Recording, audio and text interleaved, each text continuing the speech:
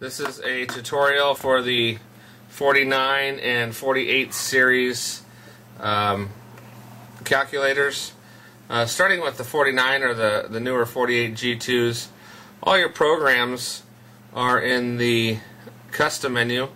So if you hit blue and then custom right here, you can see custom written right above here. Custom, that brings up your programs, and the programs are on the command lines. Your command lines being the F1 through the F6 keys. And then if you were to hit next, it would give you another set of programs: tangent, curve, surveying, conversion, stuff is what the S is standing for, and grade programs. This is into northing and easting. This is where the instrument is set up. This key activates where the instrument's going to be set. And into beginning would be the beginning coordinates of a tangent or a curve, and then a spin would be straight coordinates, and of course your traverse menu. So that's the 49 and the 48 G2 and the 49 G Plus series all go in that same custom menu. Now on the 48, the custom menu is just the CST button. It's a lot easier. You don't have to push the two buttons, but the CST. That's the one I'm going to primarily be working with. Okay, let's go through a couple of the programs. Say I wanted to occupy a point with the coordinates of 1,000 and 1,000. I would hit into northing and easting, which is the A key, and that's where my instrument is set up. They will always stay there until you move it otherwise. So this is so you can INST instrument, so you can check that, and this would be to start that over or to re-enter it. Beginning coordinates, say I wanted to start my beginning at the same place for my tangent. So put into beginning, and I can check those here. Say I want to do a quick inverse, 2,000, 2,000. I'd hit spin. It's going to inverse from that instrument set up forever, as long as you have those coordinates in there. Okay, let's go ahead and go into traverse. Traverse is going to take the occupied setup coordinates and use those. Then you would have to give it a beginning again.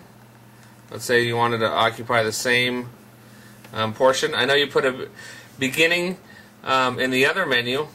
Let's go back to the main menu. Blue home, or you can type the word home. To activate the beginning here, this only works for the tangent and the curve screen. When you go into traverse, it's a completely different thing, so you don't mess those other coordinates up. If you're running in tangent, you could actually jump between menus, and it does not use the same coordinates, so you could actually do something real quick and do a traverse and go back into the tangent mode, and it's still going to have those coordinates. So the beginning, let's say, would be 1,000, 1,000 again. So we're starting at the same point we occupied, and we'd hit traverse. It's going to ask us for our azimuth in degrees, minutes, and seconds. So let's say we go on a 90-degree azimuth for 100 feet, hitting enter. It's going to tell us our distance from the gun. Of course, is 90, and the distance is 100 feet from the gun. Now, if we want to know what the coordinate is, you can hit CC. That is current coordinate. At any time in these programs, if you hit CC, that'll give you the current coordinate of where you're at. And of course, this is the beginning coordinates that you used, the azimuth, and the distance that you traveled. So if we hit current coordinate, it would tell us, of course, we're 1,000 by 1,100 feet. Okay, so we have our coordinate set up at the beginning of 1,000, 1,000. Say you want to go into tangent. You would enter this as for information and vertical profile. If you just do information and you don't care about vertical profile, it will not give you an elevation. But if you want to do vertical profile, we'll do both of them at the same time. So information, your beginning station, let's say, is 1 plus 0, 0. Your azimuth is we'll go ahead and go on a 90-degree azimuth. And your offset is, we'll call 0 for now. Okay?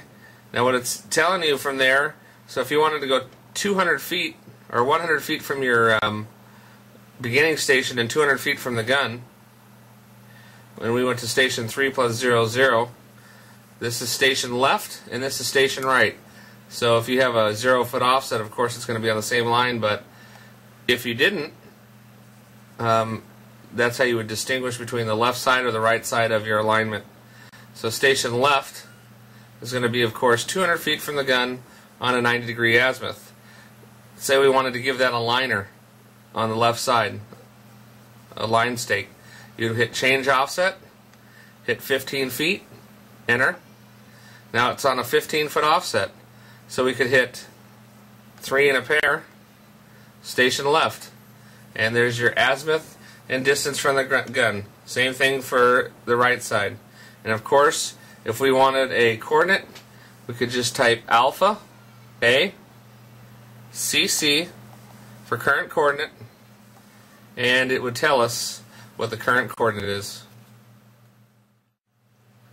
Okay, we've entered our coordinates for the beginning, of course. Still using the same coordinates. And we go into curve now. So information, beginning station, say 1 in a pair, radius point northing. So we're going to go ahead and make a 100-foot radius. Since it was 1,000, 1,000, we're going to put the radius point at 900 and 1,000.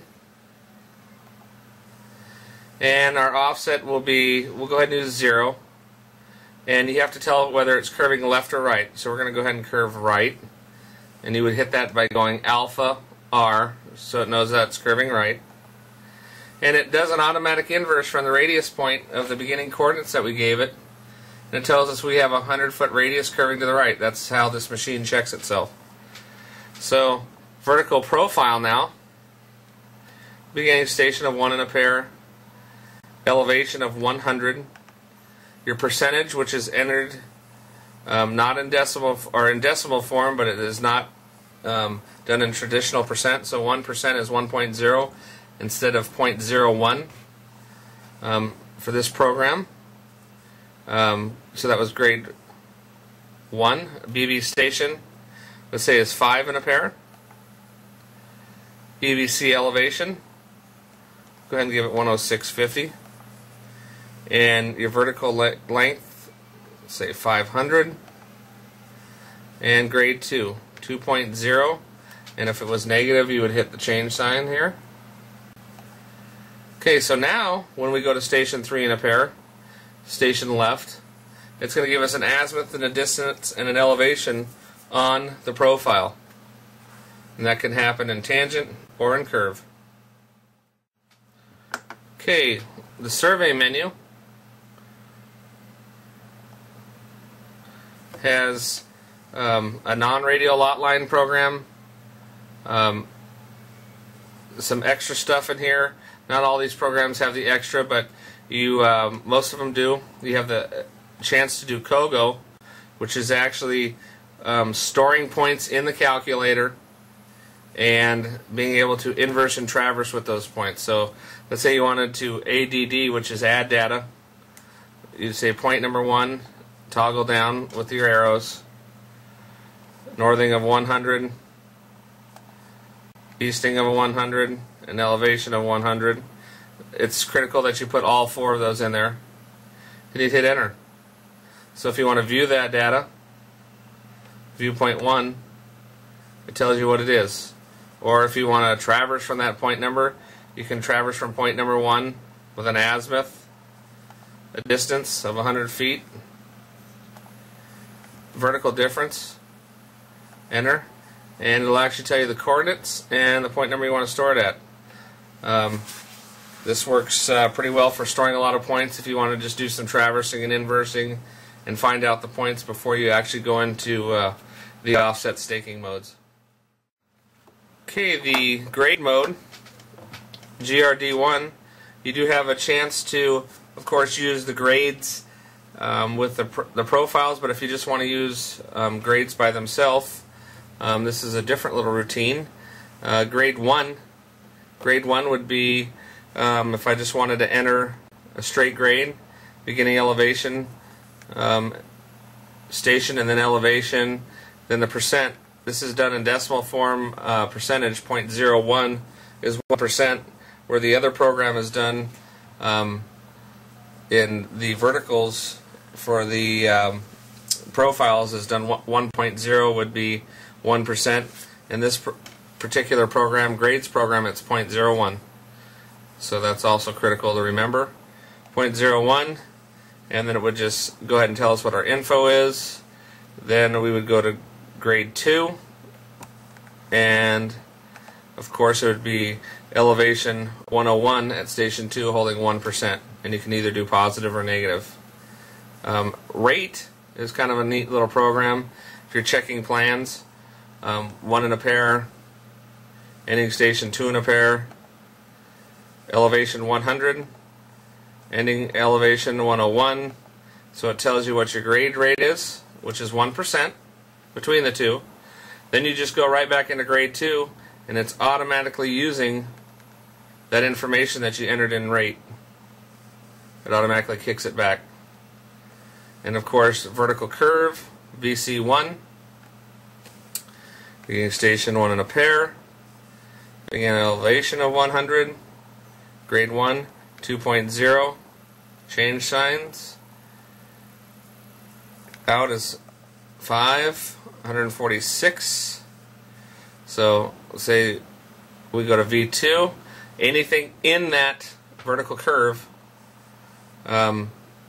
is going to be the only thing that this calcs. You cannot go before it or after it. So 150 would be as such. You cannot go before or after. In the vertical profile of the roads, you can go before or after the stationing of your vertical curve. It'll automatically figure the grades before it and after it, as long as that there's not another vertical curve in that. Okay, our next menu that we're going to look at, and this does not go over every menu, but this is going to be a pretty substantial amount of menus here. The instruction manual goes over a little bit more, but these are the commonly asked questions, so that's why I'm going over them. Conversion menu, CONV. Of course, into hours, minutes, seconds, out of hours, minutes, seconds, HMS plus, HMS minus, rectangular to polar, and polar to rectangular. If anybody wants to work with some straight, adjacent, opposite, hypotenuse stuff, that's the best screen to do in. Let's go to purple up, which goes back up our directory. Hit next, and S for stuff. This has a lot of things in it. I'm going to go over a couple of them. Of course, side, angle, and so on. You would just enter your side, and it tells you your angles, or your angle, side angle. Let's say your angle is 25, your side was 100, and your other angle is 25. It, of course, would give you the remaining in that order that you give them. Okay, the next thing that I'm going to go over real quick is, of course, horizontal curve. Horizontal curve. And you go back into H curve. It's put down in a couple directories just so it doesn't mess with any of the other programs. Of course, you would hit 150 for the radius. Okay, and let's say you didn't have anything else. You'd hit OK. Say the chord was 25.26. It would figure out the remaining information. Now at this time, let's say I wanted to go back to grades or anything. This calculator will allow you at any time to hit alpha and S, let's say for stuff, enter, and it automatically goes back to stuff, and you can see that on the command line, home and S.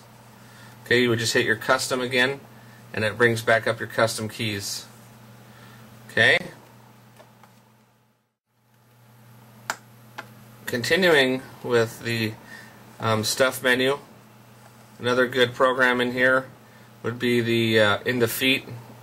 A lot of people use this program for working with bolt patterns or architectural. Say I wanted to do 25 foot, 9 inches, and 3/16 of an inch. Or just hit Into Feet, and it automatically gives you that to the 100th. Or if you wanted to expand that, you could do 4 enter alpha FIX and change the fix decimal form, and carry it out to 4 places. You can go to many as places as you want, of course, that you can view. And there's a couple other programs in here that the manual goes over, but these are the most commonly asked questions. Of course, if you have any thing you'd like to talk about, you can email me. Remember that at any given time, if you want to jump to C, you would just hit alpha C for curve, and it automatically jumps. Alpha T for tangent, automatically jumps to tangent. Alpha S automatically jumps to stuff. Alpha G automatically jumps to grades. So it's pretty quick to get around in, and it works the same in all the calculators. The only thing different is where the custom menu is located.